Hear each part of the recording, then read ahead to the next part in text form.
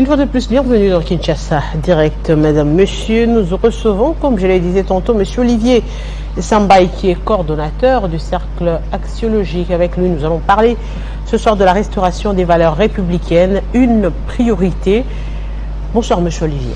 Bonsoir, Madame. Vous pensez aujourd'hui qu'il y a nécessité de revenir sur la question de la restauration de valeurs? Exactement. Sans valeur, rien ne vaut. Sans valeur, rien ne peut. Parce que ce sont des valeurs qui sont à la base de la bonne façon de faire. Lorsque vous avez des compétences techniques, quoi qu'il en soit, quelle que soit la hauteur de ces compétences techniques que vous avez, mais si au sein de ces compétences, on n'y trouve pas des valeurs, vous ne saurez réaliser rien de bon. Et l'humanité tout entière aujourd'hui est en crise des valeurs. L'Afrique en général est en crise des valeurs, les valeurs de tout genre. Le Congo en particulier est aussi en crise des valeurs. C'est la raison pour laquelle vous voyez beaucoup de choses ne marchent pas. On ignore beaucoup de choses, on navigue à vue. Pour revenir par exemple à l'actualité par rapport à la journée d'aujourd'hui, il n'est plus diluvienne, s'est abattu. À Kinshasa, il y a eu des inondations, il y a eu des routes qui sont cassées, il y a eu des morts, simplement parce qu'on ignore une valeur, c'est la valeur scientifique. Lorsque on est dans la gestion de la chose publique, il va falloir qu'il y ait la réalisation d'une alliance entre les pouvoirs politiques et les savoirs scientifiques. L'acteur politique pourrait inviter les experts, les scientifiques, qui connaissent mieux la gestion des routes, qui connaissent mieux la géologie, la géographie, les bâtiments, les travaux. Sinon, vous serez se poser la question de savoir à quoi servent ces universités. Lorsque vous êtes à la gestion de la chose publique, il va falloir que vous réalisez une alliance. Et cette alliance-là doit être un impératif entre le pouvoir politique et les savoirs scientifiques. Et en ce moment-là, les scientifiques viendront vous proposer des pistes de solutions pour organiser la société. Et ce serait de façon délibérée. Les scientifiques restent scientifiques. Vous faites recours à lui pour vous proposer une solution.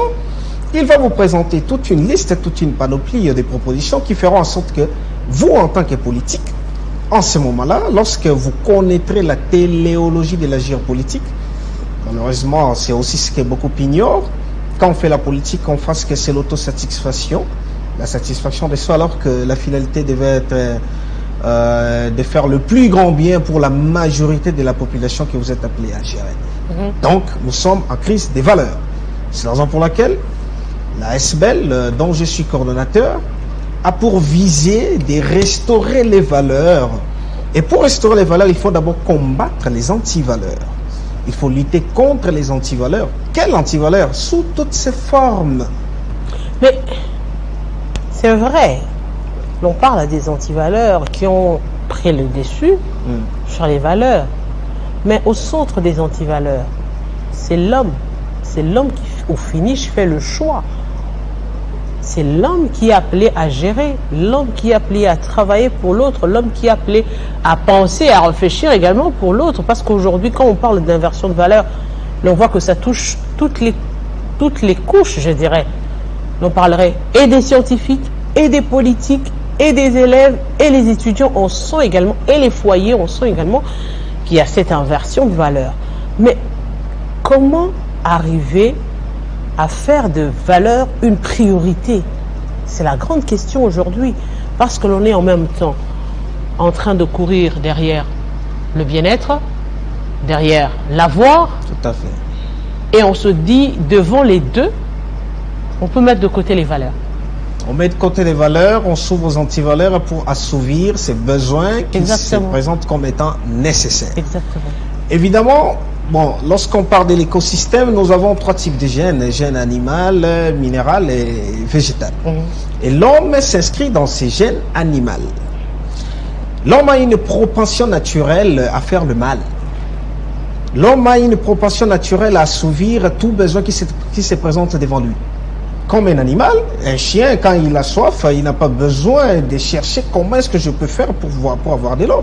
Dès qu'il trouve de l'eau, il le trouve. Lorsque vous avez la poule qui qui a besoin de satisfaire ses instincts en tant qu'animal, en ce moment-là, il n'a pas besoin à trouver des mécanismes ou des méthodes. Il fait tout ce qu'il faut pour assouvir ce besoin.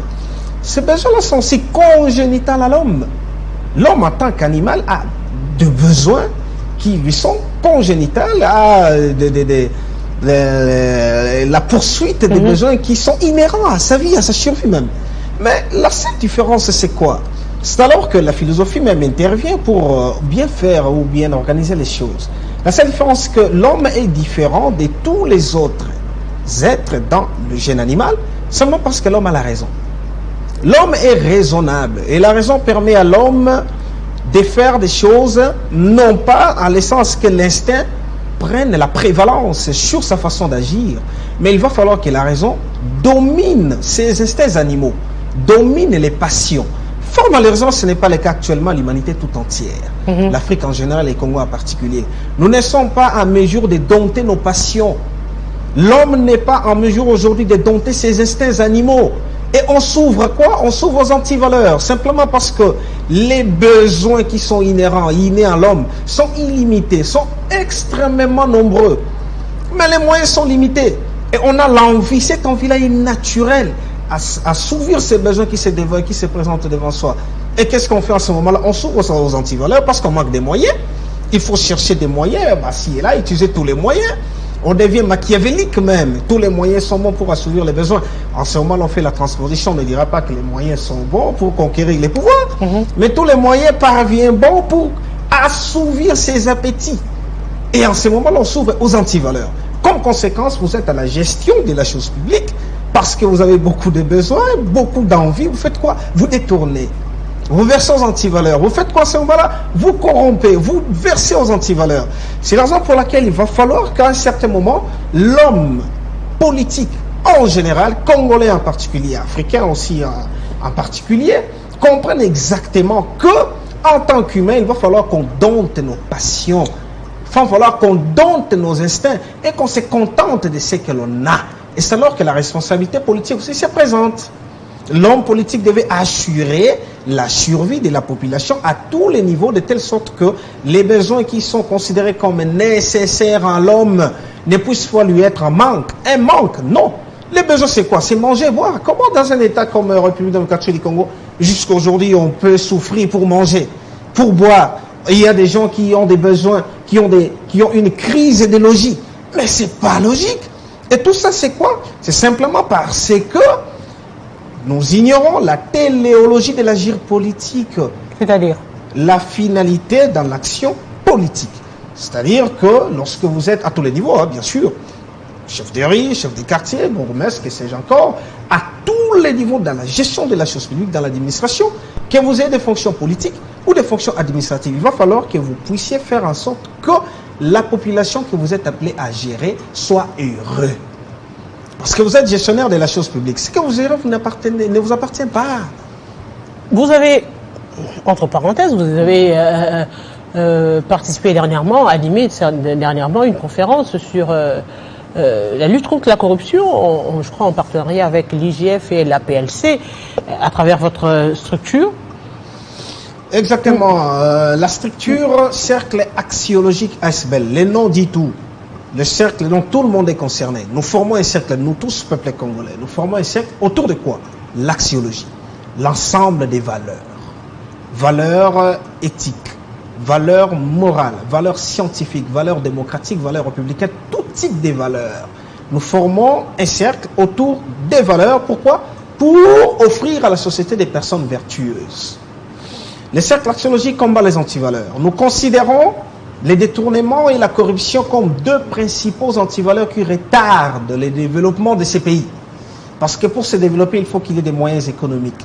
Mais le pays tarde à atteindre le développement. Nous reculons de 50 ans. 50 ans passés, l'Afrique du Sud n'était pas au niveau qu'il est aujourd'hui. Le Congo était au-dessus de l'Afrique du Sud. Comment 50 ans après, nous avons reculé? Il y a une dégringolade dans nos valeurs d'antan. Mais l'Afrique du Sud aujourd'hui nous dépasse de très loin. Simplement pourquoi? Parce qu'il y a des antivaleurs qui ont lieu domicile dans la société congolaise. C'est la raison pour laquelle combattants, pas luttants, parce que la lutte peut être longue, nous combattons. Il faut qu'on gagne ces combats. nous combattons les antivaleurs. Parmi les principaux que nous considérons, c'est la corruption et les détournements. C'est la raison pour laquelle l'ASBEL accompagne les institutions du pays, parmi lesquelles il y a des services de la présidence. Nous avons l'IGF et l'APLC, l'Agence de prévention et de lutte contre la corruption. L'IGF travaille beaucoup plus sur le détournement, il est dans la prévention, et l'APLC travaille sur la corruption, prévention et lutte en même temps. Nous les avons mis ensemble pour qu'on réfléchisse. C'était à l'occasion de la journée internationale de lutte contre la corruption, instituée par les Nations Unies. Et nous avons profité de cette journée de sensibilisation le 9. On a tenu une conférence le 10 décembre, c'était à la salle de conférence Fatima, toujours dans le cadre de sensibiliser. Parce que mon ASBEL fait une sorte de pastorale républicaine. Ça considère la République comme étant une brebis qu'il faut paître, afin que cette brebis ne puisse pas... Vous sensibilisez, oui, la corruption c'est à tous les niveaux. Vous sensibilisez qui exactement. Vous comprendrez que APLC et l'IGF s'attaquent aux institutions. Parce qu'il y a des opérations financières qui sont exécutées dans les institutions. Et autour de la conférence, il y avait une révélation extraordinaire que l'inspecteur de l'IGF a présentée. C'est que il y a un contrôle a priori. Dans chaque institution, l'inspecteur est là pour contrôler toutes les dépenses, entrée comme sortie, afin qu'on s'assure d'une gestion orthodoxe des finances publiques. Et on peut comprendre aujourd'hui, avec la probité morale élevée, je souligne le mot, qu'il y a au sein de l'IGF. Nous partons de 4 milliards, aujourd'hui le budget proposé à 15 milliards, parce qu'il y a un contrôle, un œil vigilant de la part de l'IGF. Alors, il y a aussi APLC qui fait aussi un contrôle a priori en même temps, mais eux aussi contrôlent beaucoup plus les institutions pour qu'il n'y ait pas la corruption. Ils sont en train de dénicher, de rechercher la corruption partout où est-ce qu'elle peut être déclarée. On les accompagne dans la sensibilisation des institutions. Mais ça ne concerne pas seulement les institutions. La corruption, c'est une affaire de tous. On trouve la corruption partout au milieu universitaire. On trouve la corruption dans l'administration publique. Partout on trouve la corruption.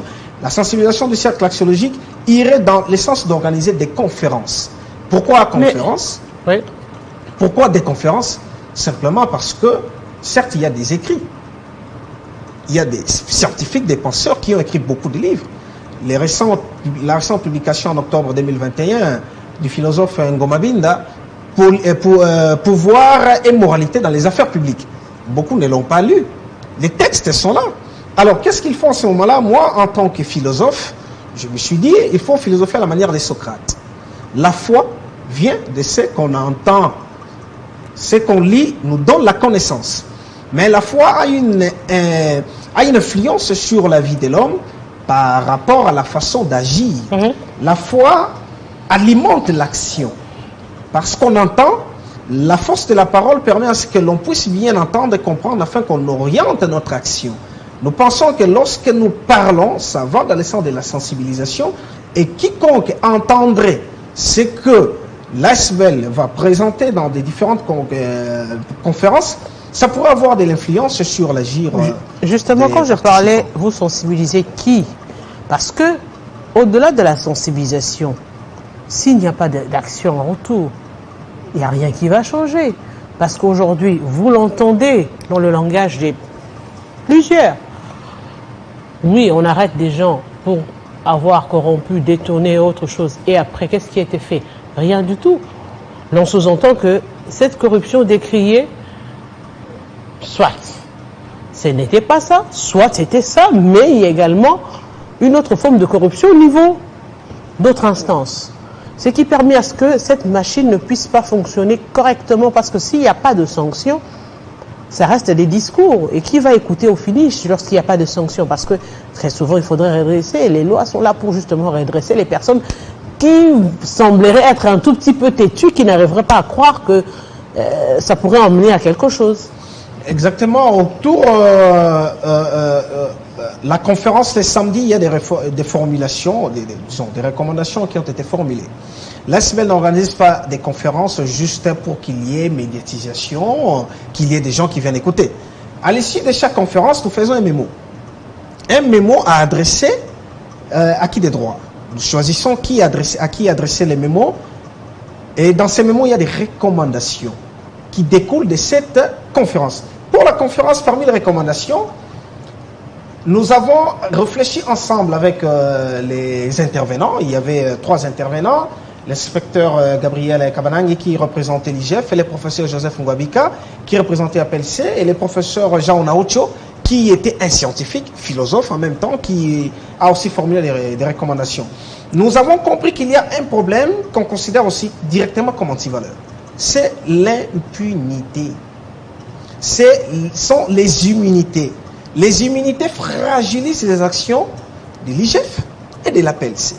Parce que eux, à leur niveau, nous pouvons faire, on prépare la génération future. Ce sont les étudiants. Ils doivent bénéficier aussi d'une grande sensibilisation pour qu'ils sortent de l'université complètement transformés du point de vue éthique. Mais il arrive que ceux qui sont au niveau élevé de la gestion de la chose publique, ceux qui gèrent des milliards, des millions, qui peuvent contribuer au développement du pays, versent à la corruption, versent au détournement. Qu'est-ce qui se passe? Le travail est fait en amont par ces services de la présidence de la République, mais en aval, il y a la justice qui devrait, en principe, poser son action, bien faire fonctionner l'appareil judiciaire pour que ce que l'inspecteur général de l'IGF Alignet appelle les délinquants financiers soient estés en justice, soit arrêtés, soit condamnés, mais ça ne suit pas. C'est encore une autre antivaleur que nous devons combattre, c'est l'impunité. C'est la raison pour laquelle l'ASBL va faire un plaidoyer pour une république des juges contre l'impunité.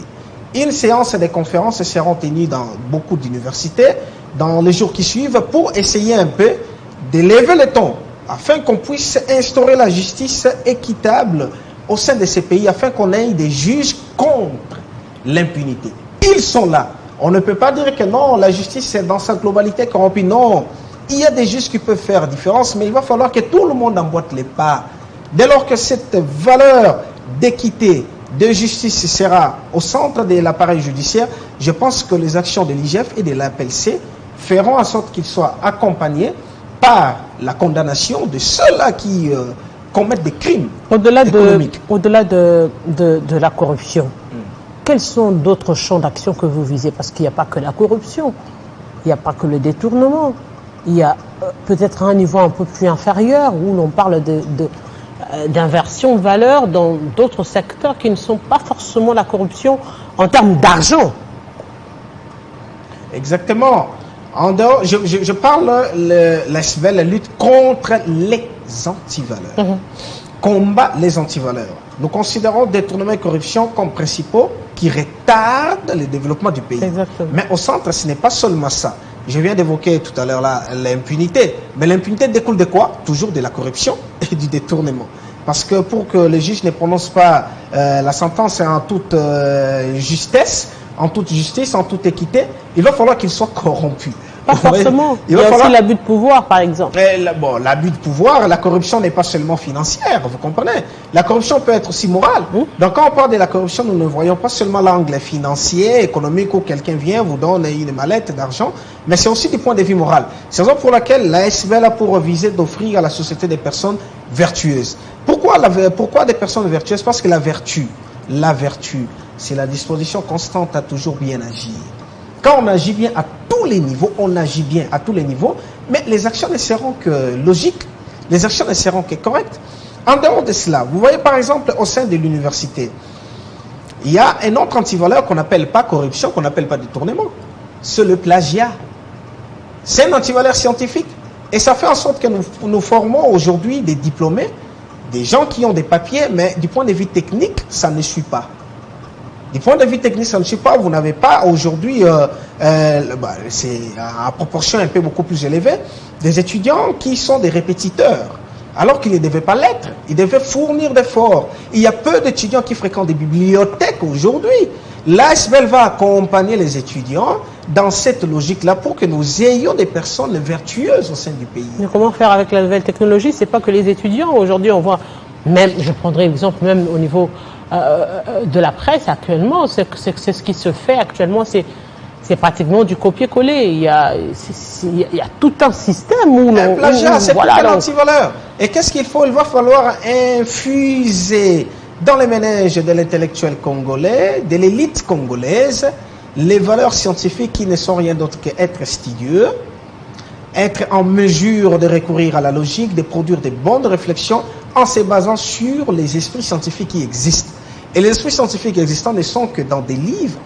Et les livres, on peut lire, on peut télécharger des livres numériquement, on peut être en contact avec des livres dans une bibliothèque. Je ne pourrais pas parler de moi, ce qui a été de mon parcours académique, ce qui est de mon parcours même académique actuel, mais ça risquerait de tomber dans la fatuité.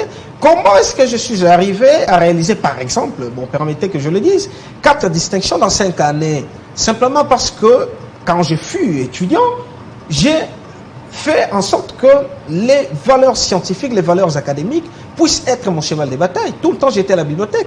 Je pouvais rester à la bibliothèque de 8h à 18h pour lire des livres, être en contact avec des sciences, avec des esprits scientifiques. Mais c'est là justement où on se dit finalement, comment échelonner cela?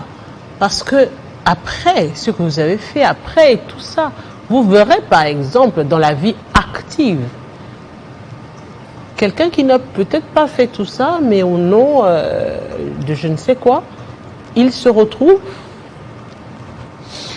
Il y a des antivaleurs qu'on doit combattre. C'est ça, justement, qui freine aussi, ne serait-ce pas ça qui freine un tout petit peu, je dirais, cette passion-là de faire développer les valeurs.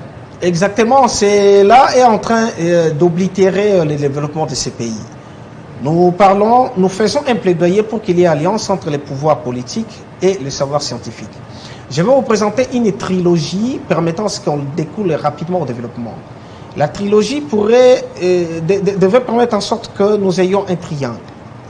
Dans ces triangles-là, vous avez l'hypoténuse, bon, c'est une partie des triangles. Vous avez les angles, droit, aigu, et puis l'angle des pentes. Je prends un triangle isocèle. Vous avez au sommet, ça doit être en principe la philosophie. Au bas, l'angle de gauche, l'angle de droite, ça doit être à gauche la science, à droite c'est la technologie. Et lorsque vous avez l'hypoténuse, en fait c'est le pouvoir politique qui fait en sorte que l'on recourt à la philosophie, on recourt à la science et à la technologie pour développer ces pays. Madame, un régime politique peut rester au pouvoir même pendant 50 ans. Si et seulement si ces régimes-là recours à ce qu'on a, je reviens encore sur ces mots, la téléologie de l'agir politique, parce que c'est d'ailleurs une publication que je vais, un livre que je suis en train d'écrire qui va paraître très bientôt, la finalité de l'agir politique. Lorsque vous êtes au pouvoir, faites en sorte que vous gériez la population en lui offrant ce qui est mieux pour sa survie. Alors ça fera en sorte que la technoscience au bas de l'échelle, la philosophie au sommet du triangle, permettent à ce que la technique qui produit des recherches et des résultats scientifiques soit évaluée par la philosophie de telle sorte que le pouvoir politique le mette en application. Parce qu'il n'y a que la science et la technologie qui peuvent développer la société associée à la philosophie. On admire le monde occidental aujourd'hui. Qu'est-ce qui fait l'irréductibilité du monde occidental? Mais comment combattre également ce sentiment-là africain que nous avons? Par exemple, je prendrai l'exemple ce qui est le plus patent, plus visible, c'est en politique aujourd'hui, et qui est devenu carrément le modèle type du jeune d'aujourd'hui. En lieu place de parler, devenir médecin, devenir professeur d'université, tout le monde veut devenir, après les études universitaires, faire la politique, c'est-à-dire arriver plus tard pour être député ou encore gérer les entreprises. Même pour gérer les entreprises, on se dit, bon, il faut que j'entre quand même en politique. J'entre en politique, voilà, exactement. On se dit, finalement, comment enlever ce côté africain qui est différent de l'occidental, de l'homme occidental, où l'on aime plus que l'on nous ascense comme des petits dieux, comme le roi Fumo à l'époque. Ce qui fait que les vrais chanteurs sont élevés et puis les scientifiques ou les techniciens sont carrément oubliés parce qu'eux ne chantent pas, eux sont dans une logique où il ne faudrait pas chanter, il faut faire valoir les capacités, la science, la tête et autres. Comment faire ce distinguo aujourd'hui dans le cadre de la République démocratique du Congo? Dans le cadre de la République démocratique du Congo, c'est toujours un plaidoyer que mon ASBL est en train de faire. Vous accédez à la gestion de la chose publique, faites en sorte que la population puisse être le plus heureux. Agis de telle sorte que l'acte que vous posiez puisse être un acte dont vous êtes vous-même bénéficiaire et faire en sorte que vous étiez bénéficiaire de l'acte-là que vous êtes en train de poser. Comme s'il y a quelqu'un d'autre qui était en train de poser cet acte-là pour vous-même. Nous sommes égaux, mais il va falloir que nous ne soyons pas égaux. Égaux, égal. Égaux, EGO, comme vous recroquevillez sur vous-même pour chercher à être autarcique et à assouvir vos besoins, vos appétits qui restent vraiment dans les instincts des animaux les plus primitifs. Il va falloir que nous réalisions cette alliance-là. Vous êtes à la gestion de la chose publique, faites le bien, le maximum de bien pour satisfaire la population. Alors, c'est la raison pour laquelle le cercle axiologique essaye de travailler de sorte que nous puissions permettre à la jeunesse de sortir de ces sentiments-là, de pouvoir toujours recourir à la politique pour sa survie. Je serai cadre d'un parti politique. Et pourquoi je ne le suis pas? Je serai membre d'un parti politique, au cadre d'un parti politique, parce que je connais les rouages politiques, j'ai été là, je connais comment ça fonctionne. Mais pourquoi je pensais mettre en place une ASBL pour permettre juste à la population en général, pour que je ne sois pas assimilé ou réduit à une idéologie, à un courant politique, parce qu'aujourd'hui, quand on parle politique au Congo, on est majorité, on est opposition, on a une idéologie, on a des moyens limités. Je pensais être ASBL pour agir de façon illimitée et toucher toutes les couches de la population. C'est la raison pour laquelle, au-delà des antivaleurs que nous sommes en train de combattre au sein de l'ASBL, il y a aussi les valeurs entrepreneuriales que nous cherchons à implanter dans la jeunesse. Parce que, en tant que philosophe, je pense qu'il y a une doctrine philosophique qui peut développer ces pays, qui peut permettre à ce que la jeunesse puisse se prendre en charge, c'est l'existentialisme. Cette doctrine philosophique a pour maxime la création des destins. On ne doit pas subir notre propre destin, mais il faut qu'on crée notre destin. Et la jeunesse devait se prendre en charge pour créer son propre destin en exploitant ce qu'il a comme potentiel, en exploitant ce qu'il a congénitalement comme valeur et comme vertu. Utilisez tout ce que vous avez comme intelligence, utilisez tout ce que vous avez comme moyen pour vous prendre en charge et nous donnons des formations. Je suis en train d'accompagner la fondation Charles Moutamutu, ça fait une année. Mes formations ont transformé la vie de beaucoup de jeunes. Et ça fait en sorte qu'au mois de juillet, la fondation m'a remis un diplôme. Il va falloir que nous ayons aussi des structures pareilles qui reconnaissent les valeurs de nous, Congolais, qui nous distinguons et qui chacun peut se distinguer dans son domaine. Et dans les diplômes de mérite scientifique qui m'a été remis, on m'a qualifié d'inspirateur de la jeunesse. Pourquoi? Parce que ces jeunes-là ont vu en moi une certaine influence dans leur propre vie. Et aujourd'hui, beaucoup se sont ouverts dans l'entrepreneuriat. Ils font des affaires et se retrouvent. Et alors aujourd'hui, dans le cadre de votre ASBL, axiologie, cercle axiologique, quelles sont les autres activités prévues? Les activités prévues, bon, j'ai dit tantôt, il y a des conférences que nous organisons dans le cadre de la sensibilisation.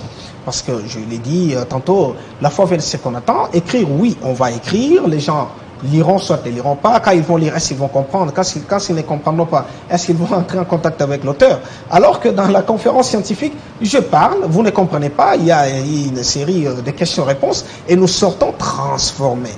Et nous pensons que nos conférences sont organisées de telle sorte que ça ait de l'influence positive à l'égard des participants. Parce qu'il y a encore une autre métaphore qu'on peut présenter. Vous voyez, lorsque Jésus rencontre, lorsque Jésus dans la Bible, il est présenté, il rencontre Zachée. À une seule fois, il a rencontré Zachée. Mais regardez la rencontre de Jésus avec Zachée, la vie de Zachée était complètement transformée. Il était brimeur des citoyens. Les citoyens n'étaient plus brimés parce qu'il a rencontré les valeurs, parce qu'il a rencontré la vertu. Nous sommes en train de travailler de sorte que ceux qui viendront à la conférence, dans des conférences organisées par les cercles axiologiques, ils sortent de ces conférences transformés et qu'ils deviennent eux-mêmes les héros des valeurs, pas du cercle axiologique. Ceux qui étaient les samedis à Fatima peuvent le témoigner. Ils sont sortis de la conférence complètement transformés et tout le monde était en train de se dire, mais où était cette idée depuis très longtemps? Comment faire face aujourd'hui aux nouvelles technologies, à tout ce que nous voyons dans les réseaux sociaux, à tout ce que... Il y a tout, je dirais, cette influence du monde extérieur un tout petit peu qui embrouille aujourd'hui, c'est vrai. On peut regarder si seulement les adultes sont embrouillés, combien la jeunesse peut être embrouillée par tout ce qui entoure justement un peu comme qui brille autour un tout petit peu. Bon, tout ce qui brille n'est pas de l'or. Beaucoup pensent que TikTok, certes, il y a beaucoup qui gagnent de l'argent là-dessus, mais il va falloir que l'on puisse viser ce qui dure longtemps. Parce que l'ASBEL ne voudrait pas toucher les côtés techniques. Parce que techniquement, nous avons beaucoup de techniciens à tous les niveaux dans ce pays. Je prends deux autres éléments qui ont été à la base de la création des cercles axiologiques. Nous sommes en 2008. L'ancien chef de l'État, bon, ça nous fait extrêmement beau de parler aujourd'hui d'un ancien chef de l'État au Congo, qui est aussi en vie. En 2008, il a tenu un discours pour dire qu'il avait besoin de 15 personnes pour développer ce pays. On a suivi le chef de l'État actuel au mois de décembre de l'année passée, lors de son discours sur l'état des nations, parlait de manque de coordination autour de beaucoup de projets qu'il avait pilotés avec le gouvernement. Comment expliquer le fait que l'ancien chef de l'État s'était plaint de n'avoir pas 15 bonnes personnes pour l'aider à développer ce pays? Mais qui l'entourait? C'était des bidocs, des tridocs, des gens qui étaient scientifiquement armés jusqu'aux dents, capables de vous produire des textes, et quand vous lisez, vous vous dites, ça c'est un ange humanisé ou quoi? Et lorsqu'ils parlent, et la plupart des professeurs d'université qui avaient une grande influence auprès des étudiants dans leurs universités respectives, ce n'était pas de n'importe qui, et qui sont aussi reconnus mondialement. Et quand ils font le tour du monde, ils sont accueillis avec des honneurs. Mais comment expliquer le fait que l'ancien chef de l'État s'était plaint de dire qu'il n'avait pas 15 bonnes personnes pour développer ce pays? Qu'est-ce qui manquait en ces personnes? Ce sont des vertus. C'est la raison pour laquelle l'ASBEL veut produire des personnes vertueuses. Et est-ce que vous avez comme compétences techniques, informatiques, que sais-je encore, géographiques, géologiques, économiques, vous êtes compétent dans n'importe quel domaine. Ajoutez au-delà de ça des vertus. Et les vertus, ce sont des vertus morales, des vertus éthiques. Parce que quand on parle de l'éthique, madame, l'éthique veut dire quoi? Veut dire des rapports moraux entre vous et l'autre. Et l'autre, ce n'est pas seulement vous qui êtes devant moi. Comment je vous considère? Aujourd'hui, je suis par exemple, j'accède à un poste de responsabilité au niveau de la politique. Comment est-ce que je vais vous considérer? Je vais vous considérer comme un moyen, comme une fin en soi. Il va falloir que je vous considère comme une fin en soi. C'est ce que les politiques africains congolais doivent faire. Ils doivent considérer la population comme une fin en soi et non comme des moyens. Malheureusement, c'est ça le cas. On considère la population comme des moyens pour accéder. Dès lors qu'on accède, on oublie la population. Ça ne nous concerne pas. Je vise mes intérêts. Et ce sont des intérêts qui sont personnels et sordides. Quels que soient les niveaux, combien sont là, scientifiquement armés jusqu'au dents, ils sont dans les affaires publiques. Mais comment ils se comportent, comment ils font? Il va falloir qu'ils restent là. Moi, je ne dirais pas avec mon SBL qu'ils laissent la place pour que d'autres arrivent. Non. Qu'ils soient là, mais qu'ils soient transformés. Qu'ils changent dans leur façon de se comporter, dans leur agir. C'est la raison pour laquelle je peux me permettre de faire une proposition. Je ne sais pas si les gestionnaires de la chose publique au niveau le plus élevé pourraient l'apprécier. Il va falloir que nous ayons dans chaque ministère, pour réaliser la trilogie dont j'ai parlé, technosciences à bas, et puis vous avez la philosophie au sommet, il va falloir que nous ayons dans chaque ministère au sein du gouvernement une cellule dénommée développement stratégique. Et cette cellule sera coordonnée, pilotée par qui? Dans chaque mission, il devrait y avoir une ou deux personnes. Ça dépend de la matière du gouvernement. Une cellule dénommée développement stratégique qui aura à sa tête soit un philosophe. Si ce n'est pas un philosophe, ça doit être une personne à probité morale et intellectuelle très élevée. Et cette personne-là aura quoi comme tâche? Aura la tâche d'évaluer tous les projets conçus dans ces ministères-là. L'évaluer, évaluer la portée éthique, évaluer l'enchaînement logique, Parce que ce qui manque aussi dans notre pays, c'est la logique prospective. On navigue à vue. On peut se demander dans tous les ministères, quel est le projet quinquennal? Quel est le ministère qui a un projet qu'il pilote à réaliser jusqu'en 2027 et qu'il y a des évaluations qui sont faites mensuellement, trimestriellement ou semestriellement? Je ne sais pas s'il y en a. S'il y en a, tant mieux. Et en dehors de chaque ministère, il va falloir dans chaque ministère que nous ayons cette cellule-là et que cette cellule-là, heureusement, l'actuel chef de l'État a mis en place un conseil spécial en matière de stratégie, soit coordonné au niveau du gouvernement par les conseillers spéciaux en matière de stratégie pour évaluer tous les projets, les coordonnées, de telle sorte que ces pays débouchent au développement intégral tant entendu. Monsieur Olivier Sambay, je vous dis merci dans l'espoir justement que vos propositions puissent être écoutées et appliquées. C'est le souhait pour le développement de la République démocratique du Congo et que cela ne puisse pas subir les influences justement de la politique ou encore de la corruption, parce que c'est justement un fléau qui gangrène pas seulement le pays, l'Afrique, le continent en entier. Grand merci à vous. Merci beaucoup, madame, pour l'invitation. C'était un grand plaisir. Eh bien, nous allons poursuivre Kinshasa Direct cette fois-ci pour parler justement de ces sanctions de l'Union européenne envers Bitakwira, mais aussi Yakutumba.